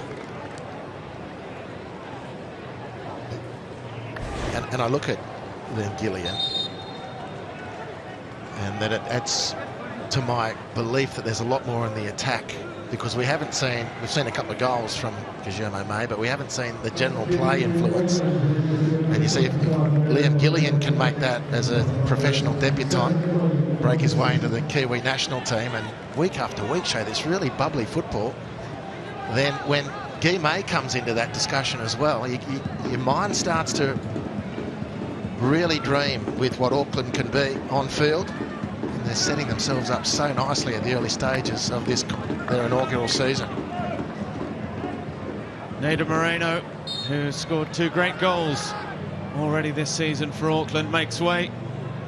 And it's Logan Rogerson, their first ever goal scorer. If you overlook Harry van der Sarg's own goal in that opening game against Brisbane. The first Auckland player to put the ball in the back of the net in that 2-0 victory on the opening day of the season. A little bit of history for Rogerson, and he's into the contest now.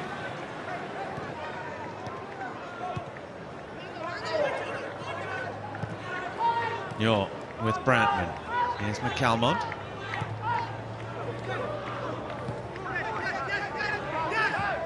Brantman again with Storm Roux. Caltac, good press again, still from Auckland, all over the pitch, forcing the Mariners all the way back to Dylan Perage-Cullen.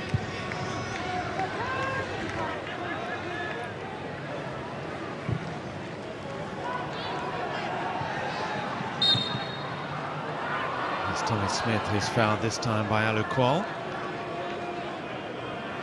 Well, the shots are 7 apiece in this match so far. Auckland have 4 on target against 2 for the Mariners, but the XG is 1.58 in favour of Auckland to 0.33 for the Central Coast Mariners. And that also suggests that they have been the dominant side, and there you can see it ahead of the Big Blue this evening, and the opportunity for Melbourne Victory to take second spot. Auckland are, as it stands, 4 points clear of Adelaide at the top of the Isuzu UTE A-League standings. Does Mikael Docker hold the key, perhaps?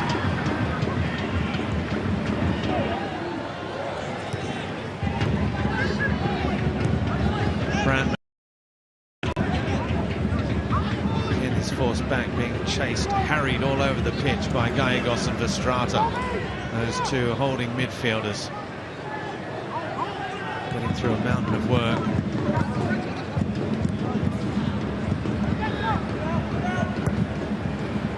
Chilean and a Belgian, Muir. Recovers quickly. Steele just turns straight into trouble, but Jake Brimmer gives it away. Yeah, and this is where Auckland's defence of their league is coming unstuck. Now, the Mariners have turned their own corner. They're looking much better. But it's those initial transition passes for Auckland is completely coming unstuck, the latest of which was from the normally completely reliable Jake Brimmer. An easy first-time bounce pass over 5 metres. He mishits. The chance for them to get the ball and then start to dominate the Mariners goes, and the Mariners again come at them. And they're in behind them here. Docker just couldn't get enough on the cutback.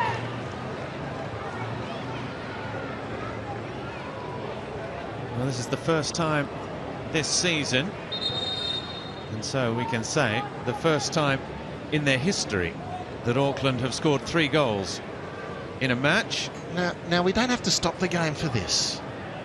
Ball didn't go out. Ball's in the centre circle. Lucas Moragas, unfortunately, has been the Mariners' best player on balance, has gone down. Now, you're watching this. Ah, he's done his thigh, clearly. Ball gets to the centre circle. Ref said player needs attention. Rubbish. Utter rubbish.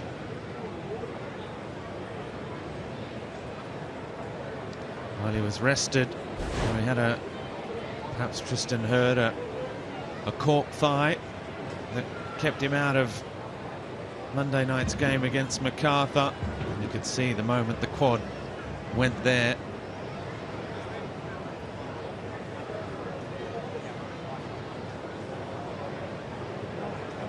Mark Jackson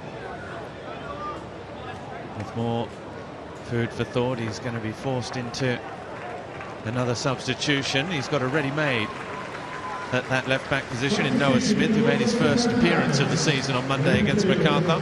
Played pretty well as well. Now, Robbie, can you explain why the referee decided to stop the game? Have I missed something? No. I guess the referee felt that a player was not just cramped, that a player was injured, needed assistance, but yeah, I mean, it's a quad injury. You're not easing my anxiety. They're crazy. But thank you. Lucas Moragas is making his way around. Well, we know that the rules suggest that a referee should stop play if there's a head clash, for example. No problem with that. Yeah, but that was not the case there. If a player goes down grabbing his chest, I get that, completely get that. Bleeding, all that. I mean, we all understand, but that surely doesn't come anywhere close to the threshold. And did deny Auckland an opportunity to attack 10 versus 11, or 11 versus 10. Anyway, I'll take a tablet, relax, and let you do the rest of the game. It is the festive season, Andy. Have another slice of cake. Too many. That's probably what's contributed along with sugar rush. Yeah. Overindulgence over the festive period. Blood pressure's gone through the roof.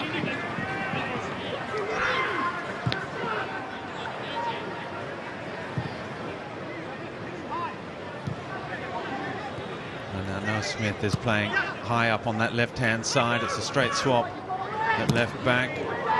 Strong from McCalmont, but he's surrounded by white Auckland shirts.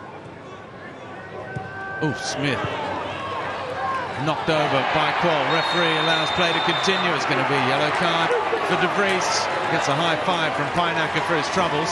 Fair enough. Fair enough, but they had a couple of opportunities. Liam Gillian, the newest kid on the block, actually with a measured, calm touch in possession. The 2 passes later, again, Auckland have put themselves back in the dock. It's a clear yellow card. Referee does the right thing. No one complains. But Auckland are making very heavy weather of this.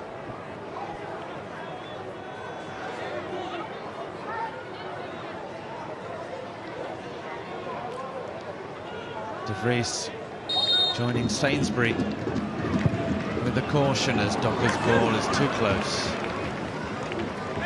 to Paulson. Draws more frustration from the Mariners bench. Brimmer De Vries. Well, that's a good ball. Just inside Storm Roux. Gillian, we haven't seen too much of in this second half. That's another turnover. And on this occasion, we've made the point about Auckland, but bit of credit, the extra ampage in the work from the likes of McCalmont and Harrison Steele, much more effective in this second half. Exaggerating the second half weakness of the Auckland approach, but still they've got the 2-goal break. If the Mariners can jag one, this game is right back open for business. Kaltak with a great ball for Nyor. Here's McCalmont. Brantman. Early Brantman taking on 2. It's Verstrata that just launches the ball.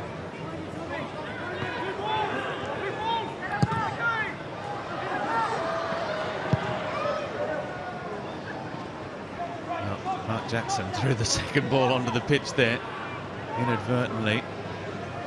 Lucas Moragas cuts a very distraught figure. He's now heading down the tunnel with an ice pack to put on that quad.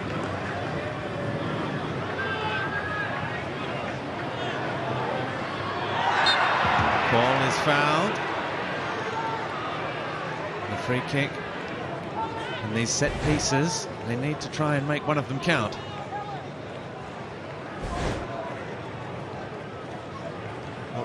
Auckland have managed in the period of this second half to be a team that's won pretty much every duel to a team that can't buy a duel at the moment.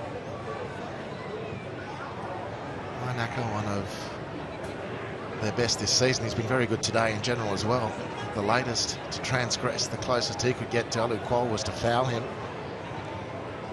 They're a long way from the finish line, Auckland, to think they can just resist. 55% of duels going the Mariners' way in this second half. Docker again. Only finds an Auckland defensive head. Brimmer. Trying to use his body. McCalmont did well. Brimmer stayed down now. Ref's not going to stop the game now.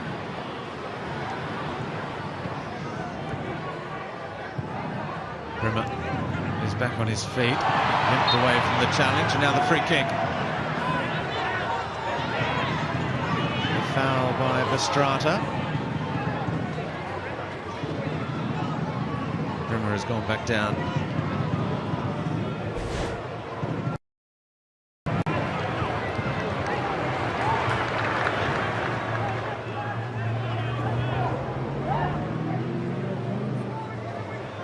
Preparing a change. In fact, Auckland are going to make that substitution immediately. Scott Galloway is coming on, so a second change for Steve Corica's side, and it's Galloway who's coming on for Brimmer.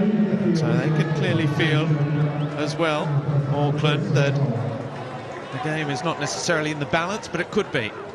Things are starting, their tight grip is just loosening. So they look like they're going to 5 at the back now, Auckland.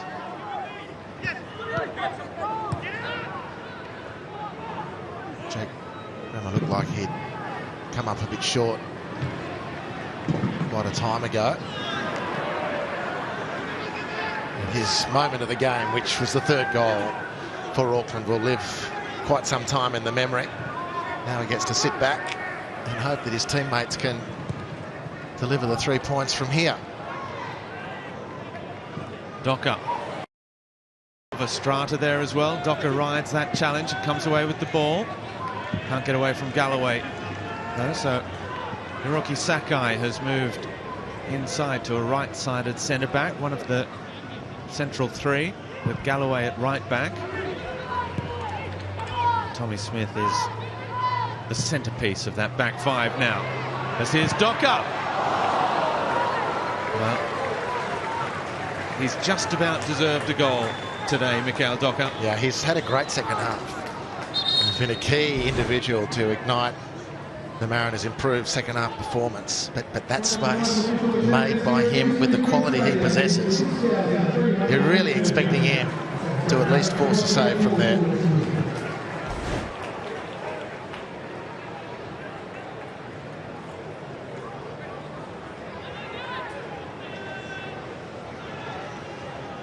Auckland take their time. Once again, Auckland prepared to go long with the goal kick away from home. They're not going to tempt fate. Paulson launches it long.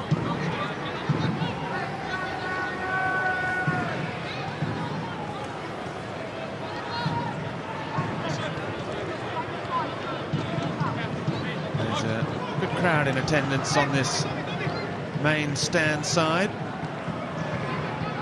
Over 6,000, which hasn't always been the case this season for the Mariners.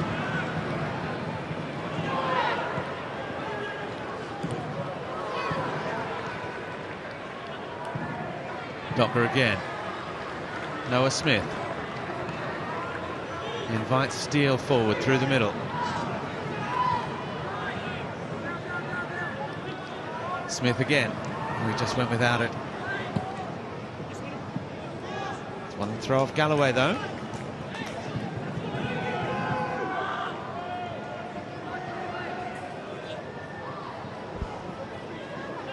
McCalmont now with Roux.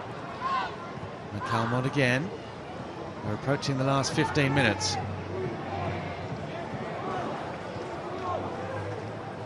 Is it going to be too little too late for the Central Coast Mariners? Oh, Paul with a great challenge and some pretty quick feet as well.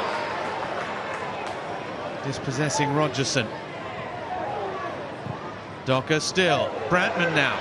Bailey Brantman rolls it out towards Smith. Back in, Brantman controls on the chest and then swung a peg at it, but it never looked convincing.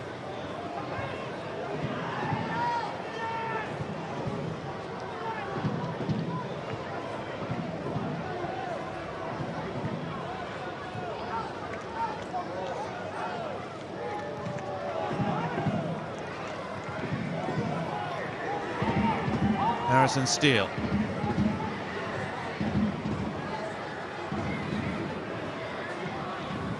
Nathan Paul with Docker. Smith. Paul again.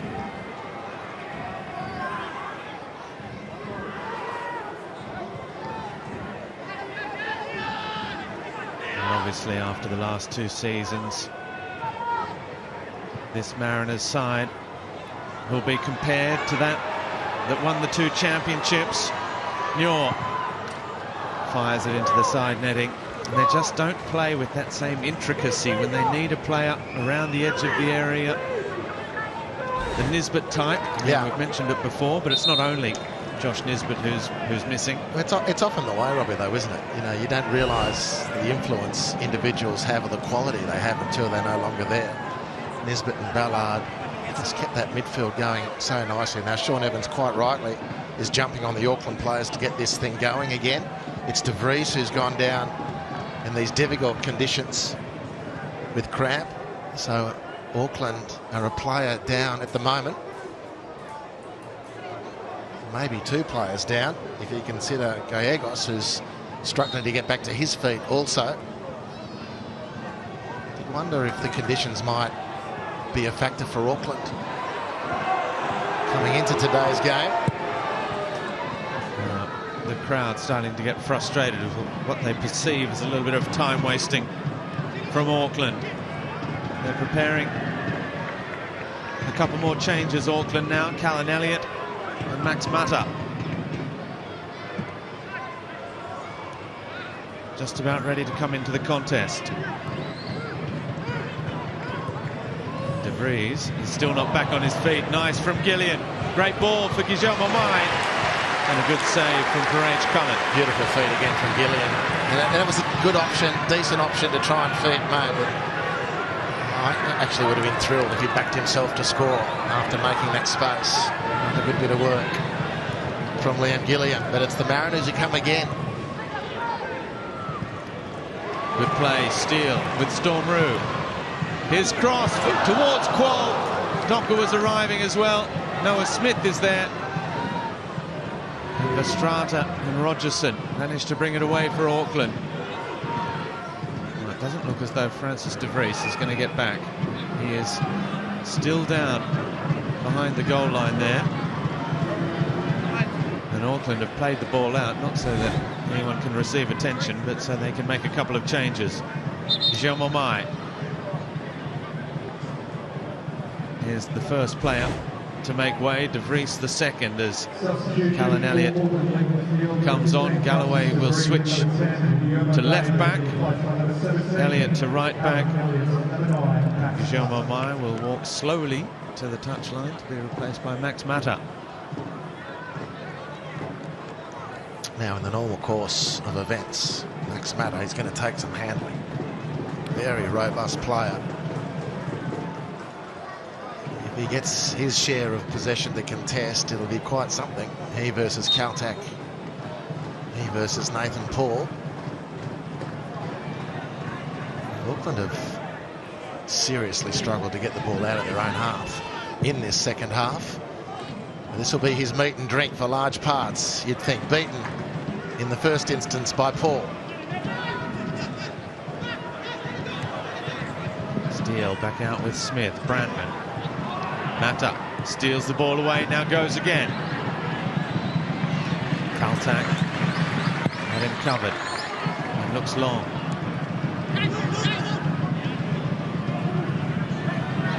Estrada. Nicely done. Mata, a little first touch to take him, try and roll Nathan Paul. Now McCalmont's given it away. He has to work hard to win it back. Alfie McCalmont, he does that well.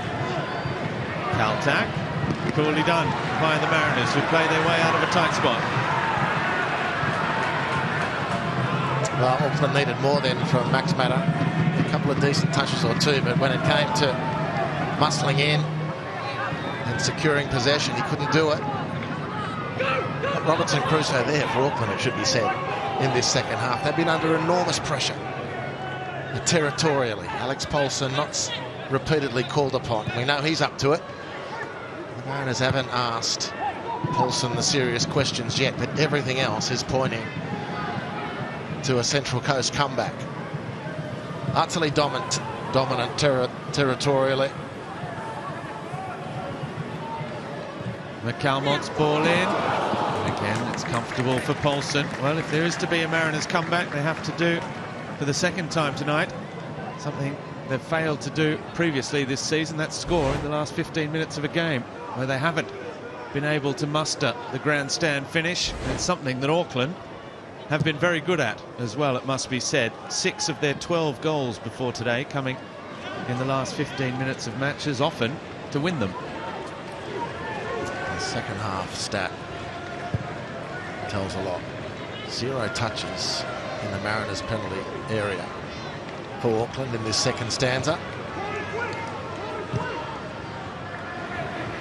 Those are essentially inverted statistics of what we saw in the first half.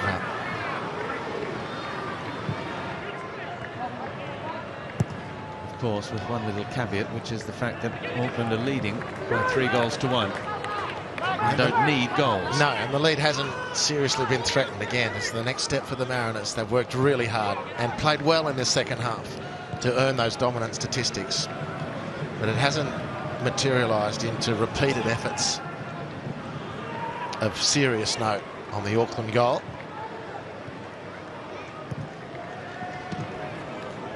Interception by Galloway is a good one.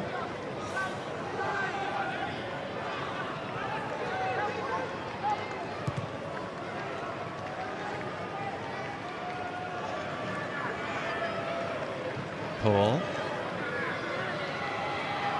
Smith. Docker again. Well, he's turned around and lashed out. Now, what's the referee going to make of this? It's a yellow card for Mikael Docker, who just turned and pushed Callan Elliott out of the way. Now, he's being fouled there, which is why. You see the grabbing on. Turns around to push him away. You can't retaliate like that. No, Robbie, I'm comfortable with that being a yellow card. But, you know, in another game with another referee, you're going to get a red card. I'm not advocating that. I think a yellow is totally sufficient. I think Sean Evans has done well and the right thing. Just my opinion. But, mate, another day, Docker's marching for an early shower. Well, if the hands had been higher into the face. Well, they went to the throat. I mean, what's the line of demarcation here?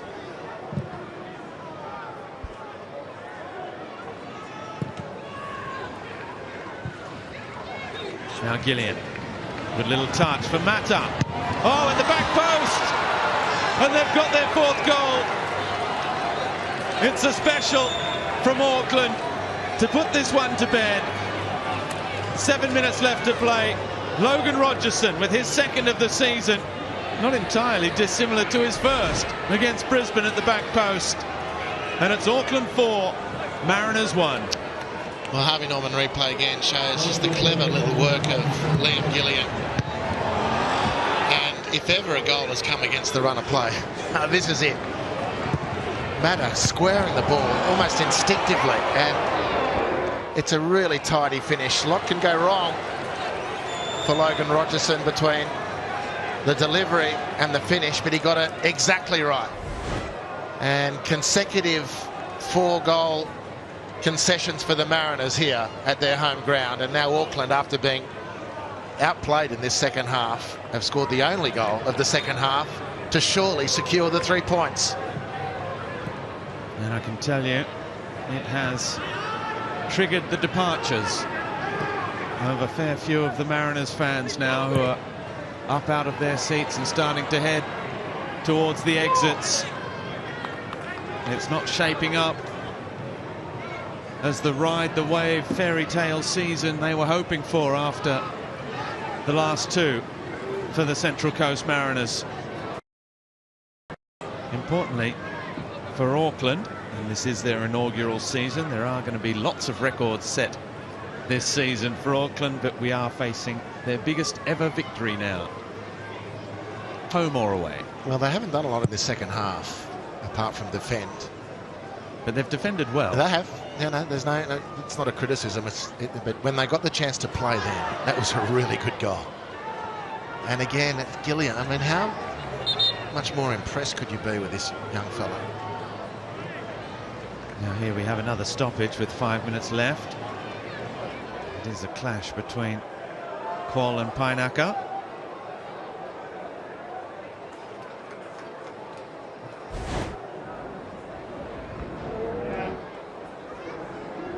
Taken a boot to the midriff, if anything, there from the flying Alu Qual.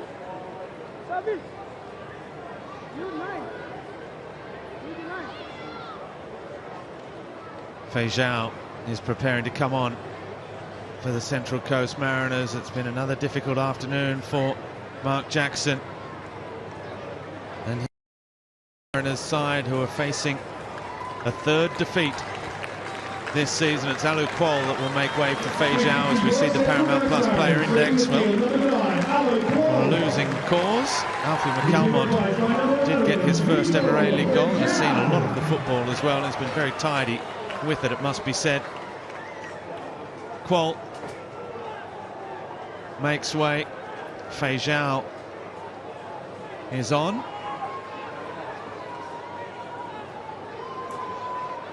He was left out of the squad entirely on Monday night. He taught Fei Zhao.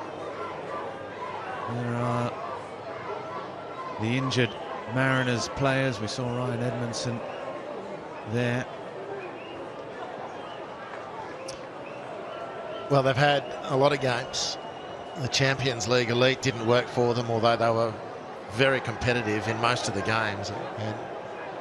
And certainly in a few of them should have got better results, but it's just all sort of ebbed away gradually for the Mariners. And the backdrop, of course, has been the behind-the-scenes turmoil. Is that too strong a word, Robbie, of former chairman Richard Peel on the eve of the season deciding it was time, he'd had enough. It all combines, doesn't it? And this is a team now that is finding it hard to reach the standards they've set, and then it's finding it hard in game to get out of the holes in which they find themselves. Injuries have played a part.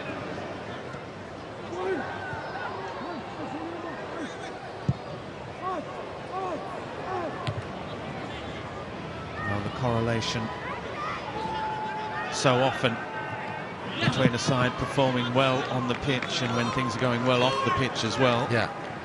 Is it's not rocket science. No. But so often the two are linked, and the opposite is of course the case as well. When things are not going well on the pitch, you can often look off the pitch. Well, you know, sometimes teams can find it within themselves to deny what's happening around them. You can also look at Perth and Newcastle, who have had changes in ownership in the last year as well. Well, and they're in a similar situation. Completely. And I think it's apt to make the comparison now, as you've already sort of done. As Brantman is getting involved with Gallegos there. A little bit of kicking out as well. The Chilean wants to have a couple of words as Brantman walks away. He's got to be careful. Bailey Brantman. Gallegos doesn't want a suspension either. He's been outstanding this season. He's still having words with the youngster Brantman. He wants to go on with it. Sakai, the peacekeeper.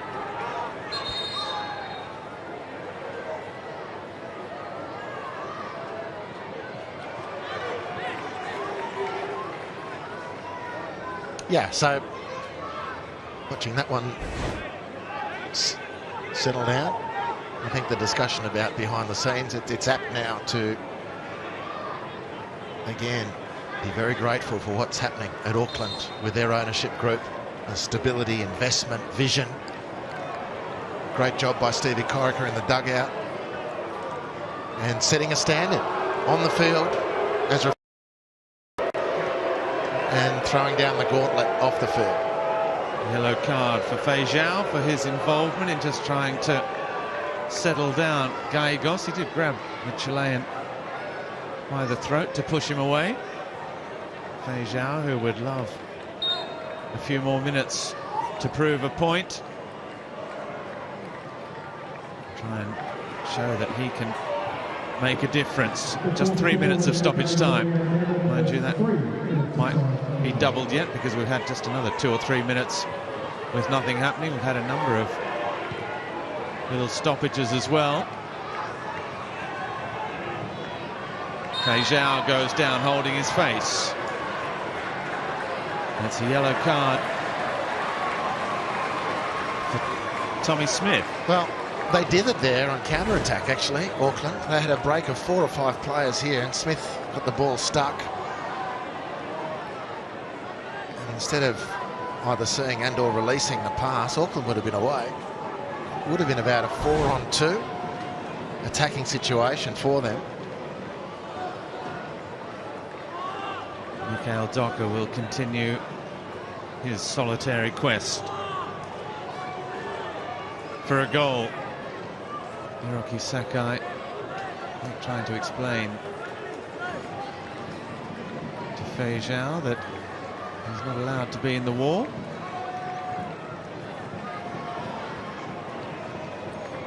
Sean Evans comes and has a word to Tommy Smith. Now, Bailey Brantman is there, so is Mikael Docker. The game may have got away from the Mariners with that 4th goal. And that one just gets away as well as Docker's ball somehow made it out of the stadium. It's been grabbed by a kid walking past who's trying to make off quickly towards the exit.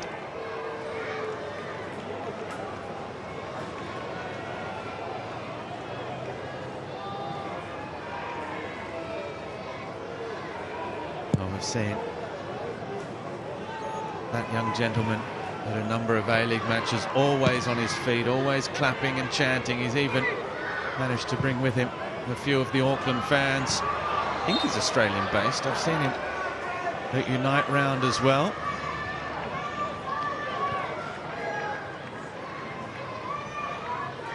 Not sure where the allegiances lie exactly, but have seen him whenever there's a Japanese player. He seems to be there. Good to see.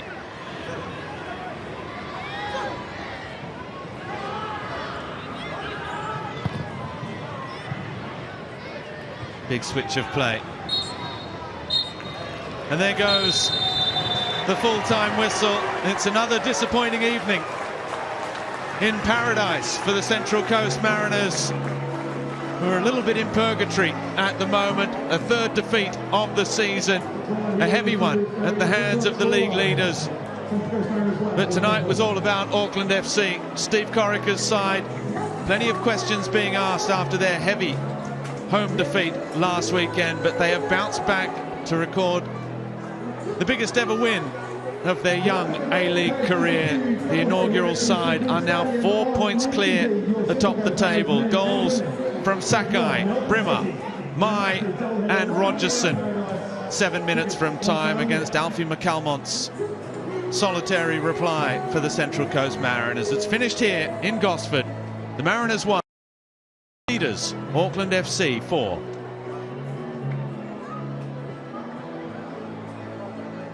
Let's head straight down to Tristan McManus.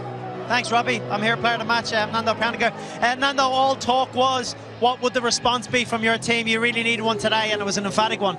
Yeah, 100%. We were, I guess, extremely disappointed with last week's performance. So, yeah, we all wanted a really good response, and I think we gave that today. So, yeah, we're really happy. Obviously disappointed with the goal we conceded, but just